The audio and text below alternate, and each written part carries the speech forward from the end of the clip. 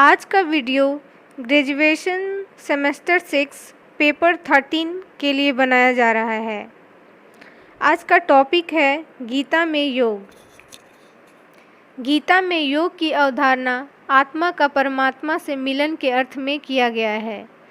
योग दर्शन में योग का अर्थ चित्त वृत्तियों का निरोध है, परंतु गीता में योग का व्यवहार ईश्वर से मिलन के अर्थ में किया गया है।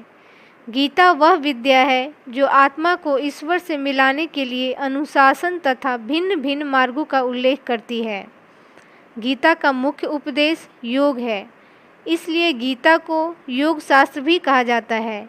जिस प्रकार मन के 3 अंग हैं, ज्ञानात्मक, भावात्मक और क्रियात्मक, इन तीनों अंगों के अनुरूप गीता में ज्ञान योग, भक्ति योग और कर्म योग का समन्वय किया गया है।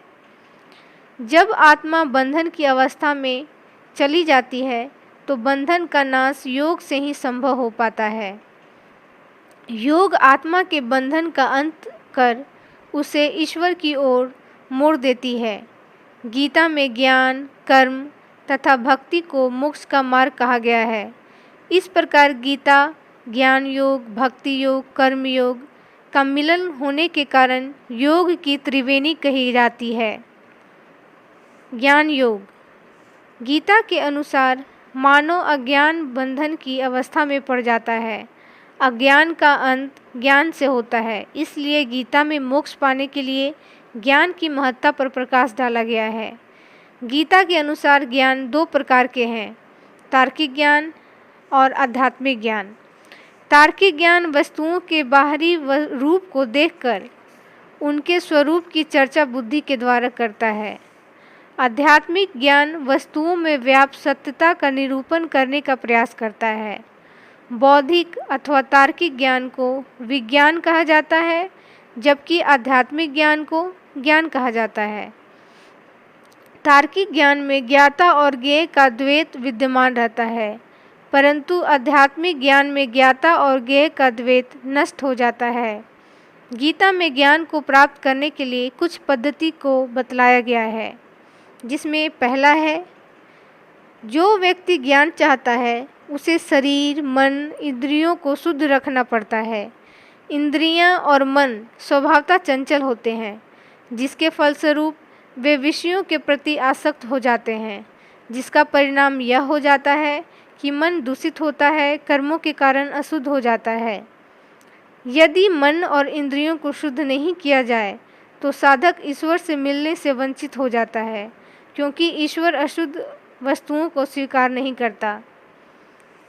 वहीं दूसरी बिंदु है, मन और इंद्रियों को उनके विषयों से हटाकर ईश्वर पर केंद्रीभूत कर देना भी आवश्यक माना जाता है। इस क्रिया का फल यह होता है कि मन की चंचलता नष्ट हो जाती है और वह ईश्वर के अनुशीलन में व्यस्त हो जाता है। वहीं तीसरा पॉइंट है, जब साधक को ज्ञान हो जाता है तब आत्मा और ईश्वर में तादात्म्य का संबंध हो जाता है। वह समझने लगता है कि आत्मा ईश्वर का अंग है।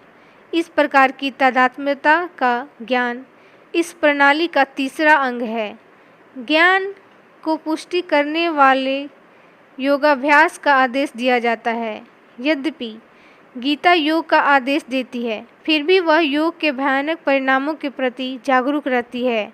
ज्ञान को अपनाने के लिए इंद्रियों के उन्मूलन का आदेश नहीं दिया गया है। ज्ञान से अमृत की प्राप्ति होती है, कर्मों की अपवित्रता का नाश होता है और व्यक्ति सदा के लिए ईश्वरमय हो जाता है।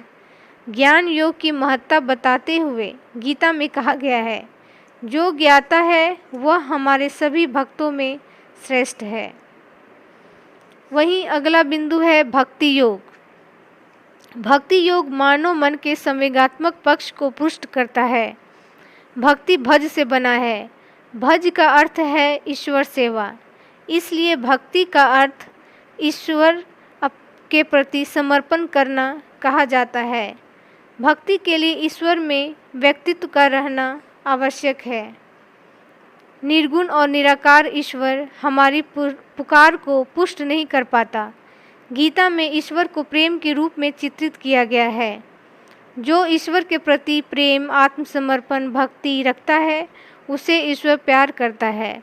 भक्त जो कुछ शुद्ध मन से ईश्वर के प्रति अर्पण करता है, ईश्वर उसे सहर्ष स्वीकार करता है। अब है आखिरी बिंदु, कर्मयोग, अर्थात कर्म की महत्ता के बारे में इसमें बताई गई है। गीता का मुख्य उद्देश्य कर्मयोग कहा जा सकता है। गीता की रचना निष्क्रिय और किम कर्तव्य विमूढ़ अर्जुन को कर्म के प्रति जागृत कराने के उद्देश्य से की गई। यही कारण है कि गीता में कृष्ण निरंतर कर्म करने का आदेश देते हैं। कर्म का अर्थ आचरण है। उचित कर्म से ईश्वर को अपनाया जा सकता है। शुभ कर्म वह है जो ईश्वर की एकता का ज्ञान दे। अशुभ कर्म वह है जिसका आधार अवास्तविक वस्तु है। वैदिक कर्म के अनुसार मानव वैदिक कर्मों के द्वारा अपने आचरण को शुद्ध कर सकता है। उपनिषद में कर्म को सत्य प्राप्ति में सहायक कहा गया है। गीता में सत्य की प्राप्ति के लिए कर्म को करने का आदेश दिया गया है। वह कर्म जो असत्य और अधर्म की प्राप्ति के लिए किया जाता है, सफल कर्म नहीं कहा जा सकता। कर्म से विमुख होना महान मूर्खता है। एक व्यक्ति को कर्म के लिए प्रयत्नशील रहना चाहिए।